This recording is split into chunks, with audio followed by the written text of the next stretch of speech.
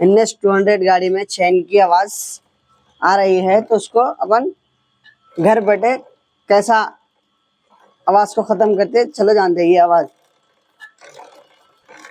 सबसे पहले ये मैग्नेट कवर खोल लेना है। 8 की टिपाने से इसको खोल लेना है। 3 बोल्ट रहते हैं इसके, यहाँ पर यहाँ पर यहाँ पर।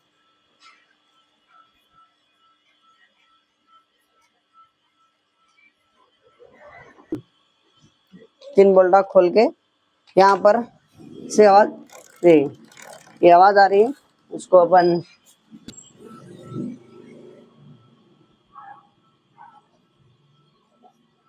इसको ऑयल यहाँ पर एक गियर में सूख जाता है ना बहुत, इसको ऐसा पर डाल लेके चैन में भी थोड़ा बहुत ऑयल डाल लेना है।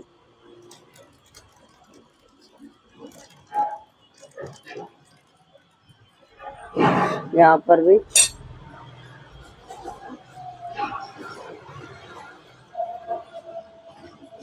आपको घुमाकर बताएंगे आवाज कम हो या नहीं।